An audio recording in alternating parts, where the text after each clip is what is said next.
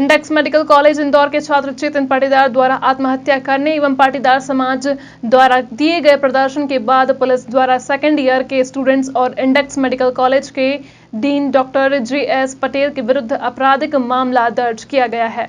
इस मामले को लेकर इंडेक्स मेडिकल कॉलेज के स्टूडेंट्स ने बगैर जांच के आपराधिक मामला दर्ज किए जाने का विरोध किया है। विरोध कर रहे छात्रों ने कहा कि रैगिंग के संबंध में कॉलेज प्रशासन एवं स्टूडेंट्स द्वारा गाइडलाइन का पालन दृढ़ता के साथ किया जा रहा है। कॉलेज प्रशासन और स्टूडेंट्स द्वारा सभी नियमों के पालन के बावजूद भी प्रबंधन पर बिना विधिवत जाँच किए बगैर आपराधिक प्रकरण दर्ज किया जाना दुर्भाग्यपूर्ण है। हम इन सब का विरोध करते हैं, अनुरोध करते हैं कि ये प्रकरण वापस लिया जाए एवं निष्पक्ष जांच की जाए। पुलिस द्वारा की गई कार्यवाही का विरोध कर रहे छात्र छात्राओं ने कहा कि कॉलेज में जूनियर सीनियर स्टूडेंट्स के हॉस्टल भी अलग अलग हैं। वहीं जिन 2 छात्रों पर रैगिंग का आरोप लगाया गया है तो वह उस दिन कॉलेज में उपस्थित ही नहीं थे। मृत छात्र चेतन पाटीदार के प्रति सभी कॉलेज के विद्यार्थियों में संवेदनाएं हैं, परंतु निर्दोष छात्रों को इस मामले में फंसाना गलत है। हॉस्टल आने के एक दिन पूर्व मृत छात्र चेतन पाटीदार लगभग 15 दिन तक अपने घर पर ही रह रहा था। ऐसे में पुलिस द्वारा मामले को एक तरफा बनाने की बजाय मामला निष्पक्ष जांच की जानी चाहिए। हालांकि इस मामले में मृत चेतन पाटीदार की बैच के जूनियर छात्रों ने भी रैगिंग की घटना से इनकार किया है। वहीं कॉलेज प्रबंधन ने कहा है कि हमारे कॉलेज में रैगिंग नहीं की जाती है।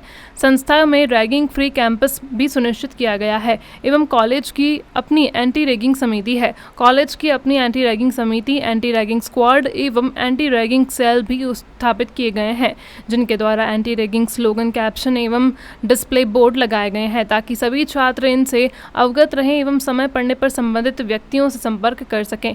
जूनियर सीनियर स्टूडेंट्स के हॉस्टल भी अलग अलग हैं। उसकी सुसाइड जो हुआ है उसके लिए हमको भी बहुत बुरा लगा। हमारा बैचमेट था वो, और उसके परिवार के लिए भी हमको बुरा लगा है ये जो सुसाइड जो उसने यहाँ पे किया है। एक दिन पहले उससे मतलब यहाँ पे आया था, एक दिन पहले ही वो सुसाइड जो किया उससे, और पहले भी रह चुका था यहाँ पे वो। तो मतलब उसको देख के ऐसा लग नहीं रहा था कि वो ऐसा काम कुछ करने वाला है या ऐसा कुछ प्रेशर में है इतना, वो ऐसा कुछ हमको लगा नहीं था। ऐसा किसी से वो बातचीत ज़्यादा इंटरेक्शन किसी से वो कर नहीं रहा था। लेकिन और जो सीनियर्स पे जो एलिगेशंस जो लगे हैं, मैं भी यहाँ 15 से 20 दिन से रह रहा हूँ यहाँ पे, तो मेरा भी सीनियर से इंटरेक्शन हुआ है यहाँ पे। तो ऐसा तो कुछ नहीं है कि मेंटली प्रेशर करते हो, रैगिंग, ऐसा तो कुछ होता नहीं है यहाँ पे। बस इंटरेक्शन होता है, नॉर्मल इंटरेक्शन जो है, इंटरेक्शन के लिए, पहचान के लिए, कि फिर बाद में सीनियर्स ही हेल्प करते हैं यहाँ पे पढ़ाई के लिए, ये वो, तो उसके लिए इंटरेक्शन होता है। ऐसा कुछ नहीं बोल सकते आप कि एकदम मेंटली प्रेशर डालते हो तो या आपको डराते हो। ऐसा लग रहा है कि कुछ प्रताड़ित वगैरह उसको किया था, ऐसा कुछ लग रहा है? मतलब मेरा एक्सपीरियंस जो है यहाँ पे कॉलेज में, उस हिसाब से तो मैं बोल सकता हूँ कि ऐसा तो कुछ केस लगता नहीं है कि इस तरीके का कदम किस लिए उठाया ऐसे। उसका अब रीज़न तो कुछ क्या क्लियर नहीं है, पर वो बहुत भावुक बच्चा था क्या कहना चाहिए? भावुक था क्या ज़रा ज़्यादा? नहीं, मैं उससे मिला नहीं हूँ ना पर्सनली, ग्रुप में मिला था। मतलब उसको देख के ऐसा लगता था कि थोड़ा शांत रहता है ये। किसी से कोई दोस्ती थी चेतन की यहाँ पे, किसी के ज़्यादा क्लोज तो पता नहीं कौन है उससे। आपका नाम बताइए। मेरा नाम समीर खान। चलिए, और पाटीदार, अभी उसकी एक आत्महत्या का मामला सामने आया, उसमें कुछ सीनियर्स पर आरोप लगे हैं। आप लोग सीनियर्स हैं उनकी बेच के, क्या कहना चाहेंगे? ये जो आरोप लगे हैं, कुछ छात्रों को गिरफ्तार किया कि इसको लेकर क्या कहना चाहेंगे? देखिए, पहली बात तो ये जो आरोप लगे हैं वो सारे बेबुनियाद हैं, ठीक ना। यहाँ पे जो पहले प्रथम वर्ष के जो छात्र आते हैं उनके साथ बहुत अच्छा माहौल बनाया गया उनके लिए। उनके यहाँ रहने की व्यवस्था अलग किया गया, उनके खाने की व्यवस्थाएँ अलग की गई हैं। उसके बाद जो सीनियर छात्र हैं वो अलग रहते हैं, उनका खाना अलग होता है।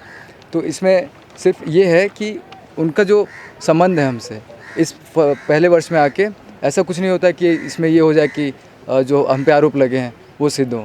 तो जो आरोप है सब बेबुनियाद है। तो किस तरह से इंटरेक्शन हुआ था कि वो ज़्यादा प्रताड़ित हुआ है उसको लेकर? इंटरेक्शन की तो बात ही नहीं है। अब जो ये बच्चा जो चेतन अपना मतलब जिनकी डेथ हुई है, ठीक ना, बहुत हम सबको बहुत इस चीज़ का दुख है कि वो अब इस दुनिया में नहीं रहा। हम इसके परिवार से संवेदनाएँ हैं। जब ये शुरुआत में जब ये आया था, जब इसका एडमिशन 2 तारीख को हुआ था, फिर 28 फरवरी को हॉस्टल में आया। उसके बाद ये कुछ दिन रहा, उसके बाद से घर चला गया था।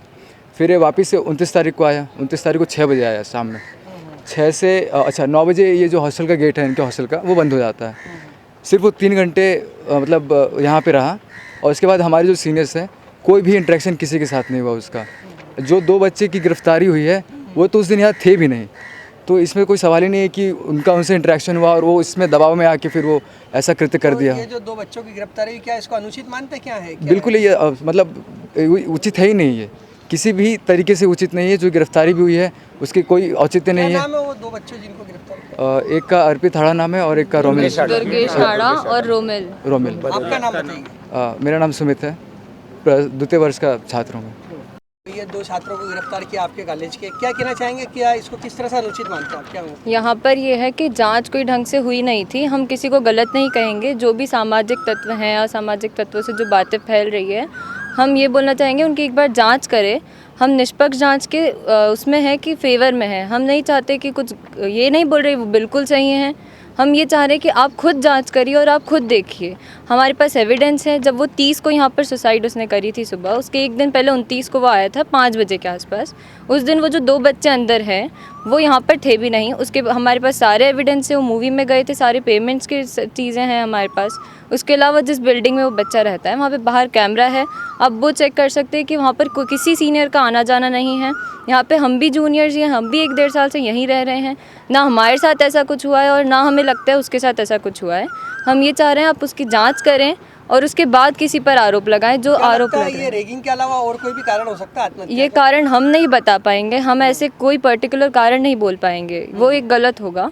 पर हम ये बोलेंगे कि हमारे उसमें रैगिंग नहीं होती है, ना यहाँ पर रैगिंग उसकी हुई है, ना हम में से किसी की हुई है। यहाँ पर हर जगह एंटी रैगिंग के पोस्टर्स लगे, बोर्ड लगाए, हेल्पलाइन नंबर्स है, कमेटी बनी हुई है। उसके बाद भी अगर रैगिंग का नाम लग रहा है तो फिर ये गलत है। हम जांच करने का बोल रहे हैं बस। एक उसी जनरल चीज़। इंटरेक्शन जो होता है आप लोगों का आपस में जूनियर्स के साथ, जनरल- क्या उसमें कुछ किसी प्रकार की ऐसी कोई बात? उस बच्चे के साथ इंटरेक्शन भी नहीं हो पाया था। वो बच्चा आया ही था 28 को उसका हॉस्टल एडमिशन हुआ था, 28 फेब को, और 3 मार्च को उसका गेट पास है हमारे पास। वो 3 मार्च को वापस चला गया था यहाँ से।